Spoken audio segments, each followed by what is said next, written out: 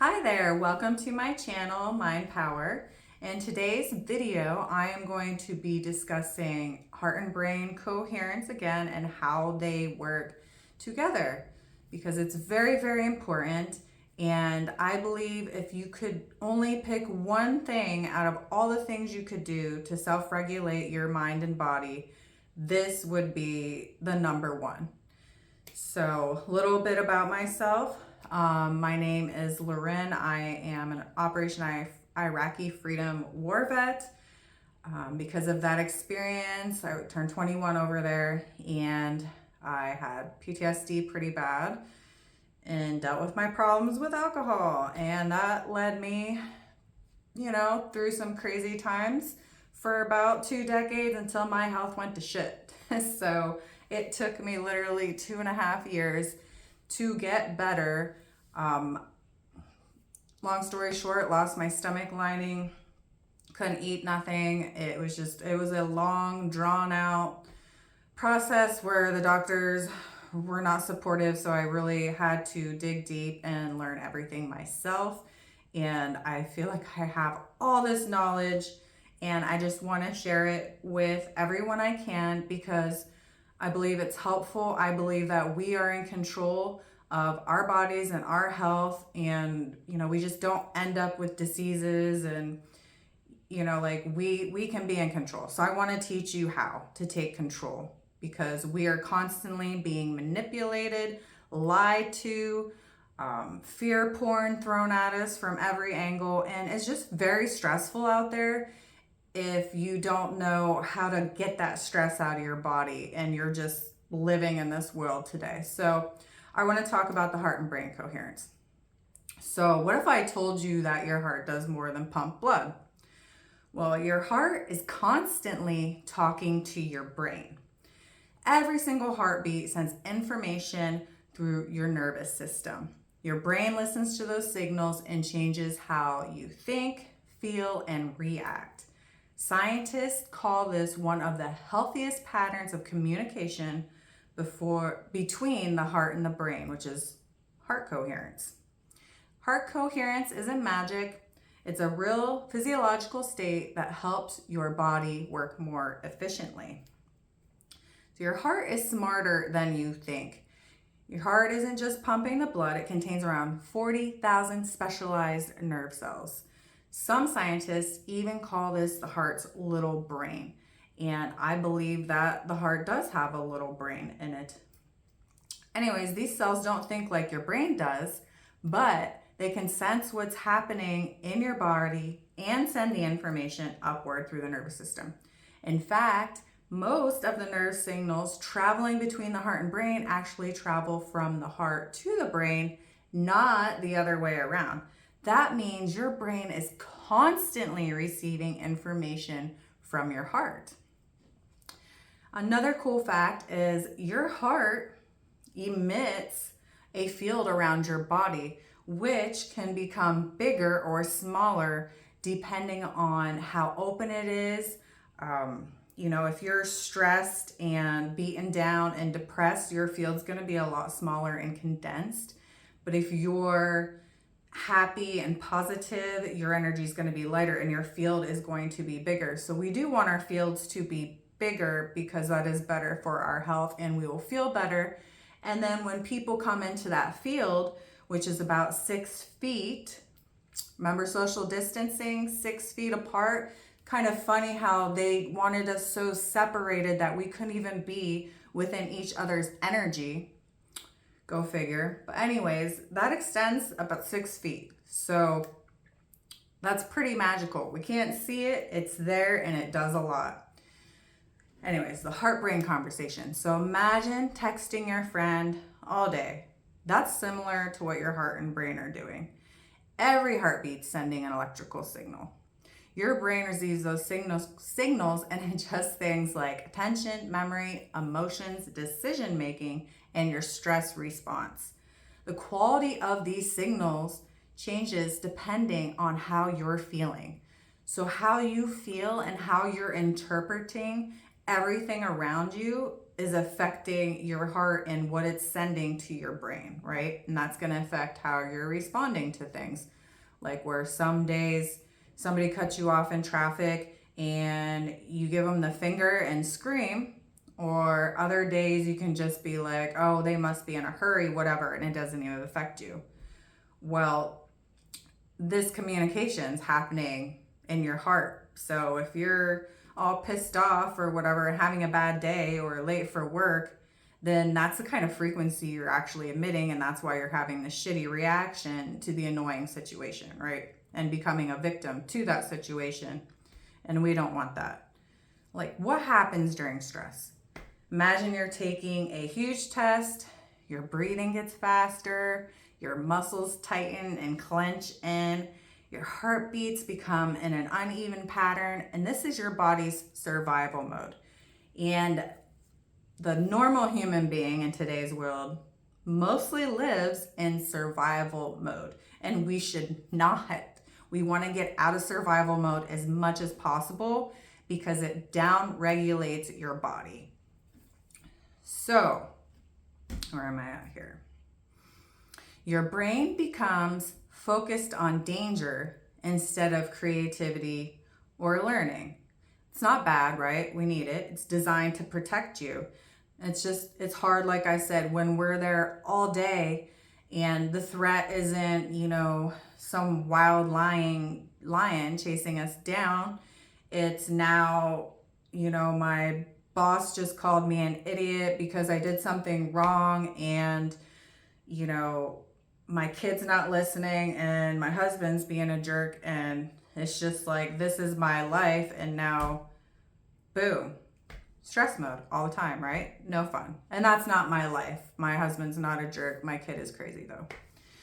Anyways, heart coherence happens when your heartbeat becomes smooth and organized instead of chaotic. Your breathing, your heart, and your nervous system begin working together. And this is what we want because it feels good. It's good to be in this state. You kind of think of it like an orchestra.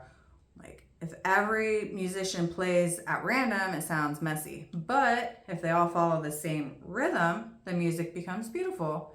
And that's what the coherence is like inside your body. Coherence doesn't mean a slow heart rate.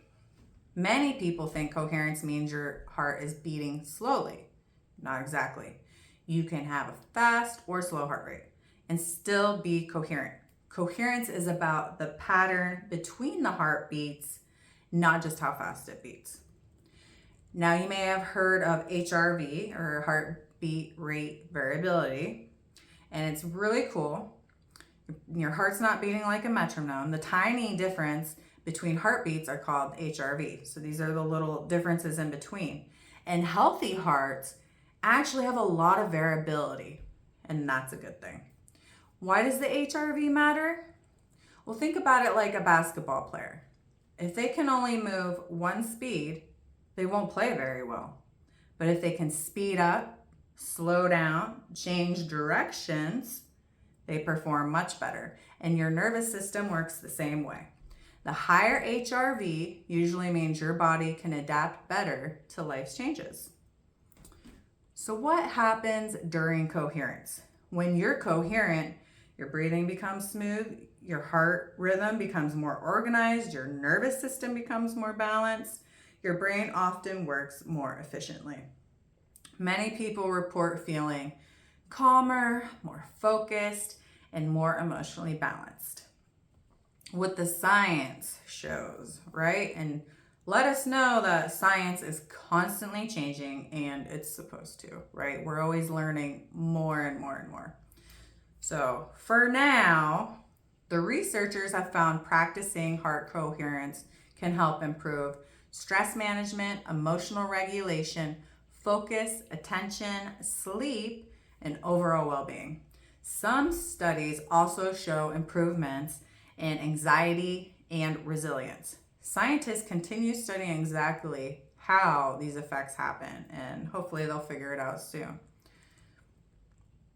The vagus nerve, that's gotten a lot of attention lately. It's one of the biggest reasons coherence works, involving It involves the vagus nerve, right? It's the body's superhighway. It connects the brain, the heart, the lungs, the stomach, the intestines. It carries information between them all. So when you're breathing slowly and clearly and calmly, the vagus nerve sends nice clear signals that help your body relax. Now I'm going to speak quickly on the vagus nerve. If you were someone that was scared into getting the jabberoo or forced to because of work, well, the vagus nerve was affected. But you can fix this. Just like you can heal your body. Healing your body is really just about getting it out of stress mode. But I would suggest to you, if this is something that you're struggling with and you've had these jabberoos, that, you know, your vagus nerve may need some extra attention, and that's fine.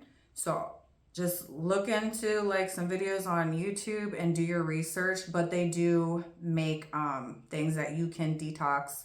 They say you can't detox the nerve. It's not true. You can get these like metals and stuff that are sticking to the nerves.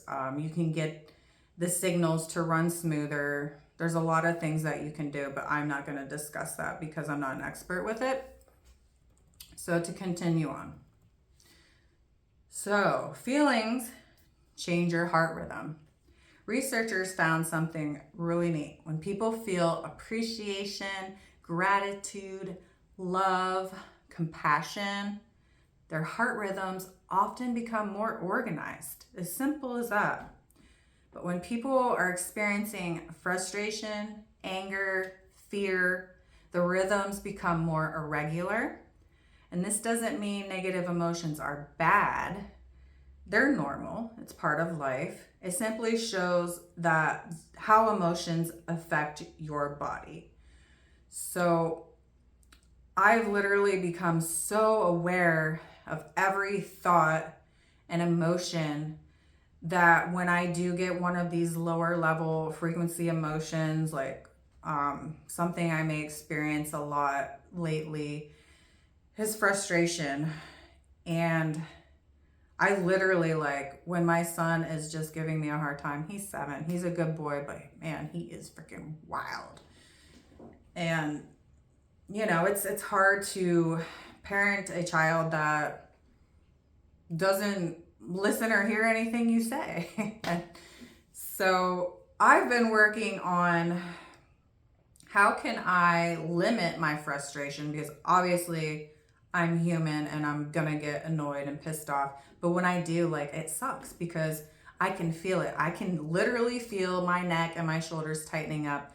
It's like I can feel the dump in my bloodstream of, like, I don't know, it's probably cortisol, and just it just, it's such a yucky freaking feeling, and I freaking hate it.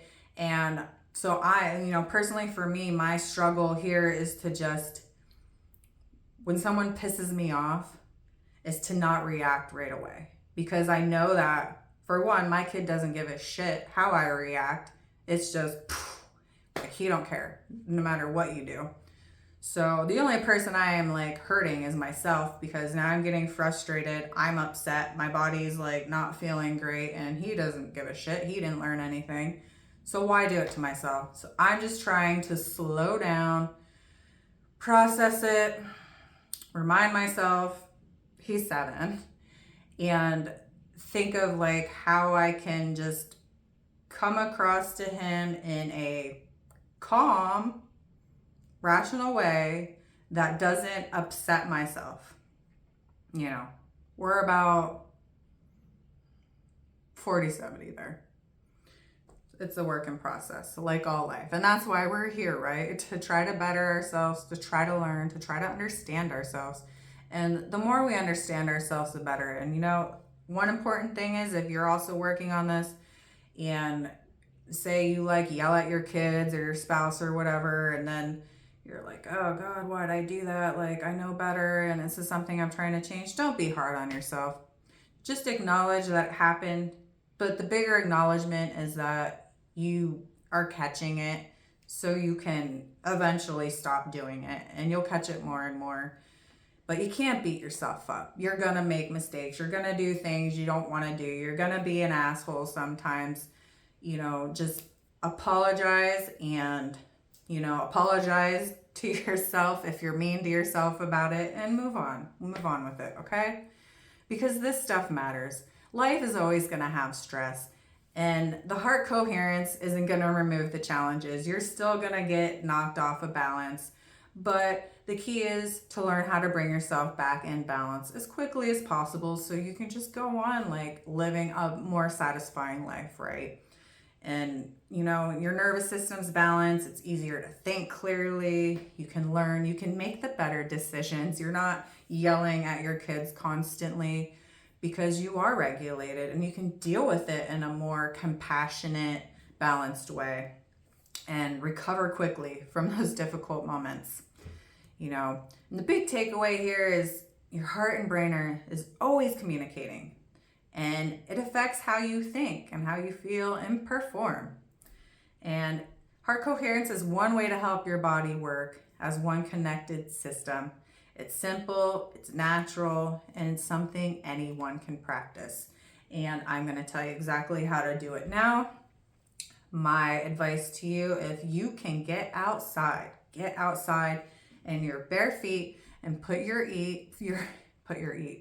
feet on the ground, on the grass, dirt, sand, whatever you have that is grounding, because this is going to get out some of those negative charges out of the body's electrical system, for one. And you just want to sit there and just do some calming breathing. I suggest the 4x4, which is inhale for 4, hold your breath for 4, exhale for 4. Do a few of those until you feel like centered into what you're doing. Now put your hands on your heart, because you will draw attention to what you're touching. And just focus on your heart. Focus on feeling your heartbeat, and just get really in tune with it while you're still breathing. Then you want to think about something that makes you happy, that brings you joy. I like to think about my cat, because he rarely pisses me off. He's just there to love me and cuddle me. And when I'm sad, he shows up. And it's just, we have nothing. We've never had any negative things. So it's very easy for me to just pull up that feeling of love for him. And, just feel him like cuddling on me and how that makes me feel. And I think about that.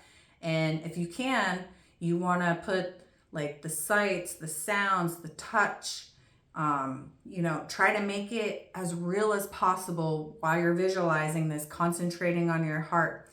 And you'll start to feel like your body gets lighter and more relaxed. And it almost feels like your heart is opening up and becoming bigger. And I think that's the field expanding.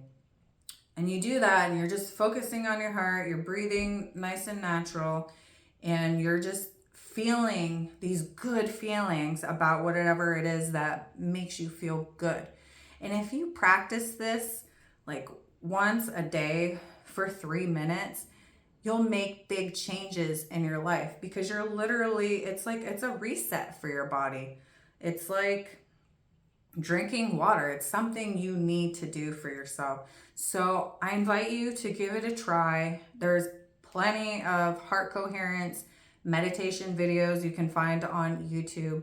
I plan on making a meditation of my own here shortly, but until then, just experiment around with it and see what feels good for you. Focus on the breath in your heart and expanding that love. And I hope that you practice this, and I hope that it brings you more peace in your life, because I find when I can maintain my peace and I go out into the world, I show up differently for everybody else, and I make them feel differently. I make them feel better.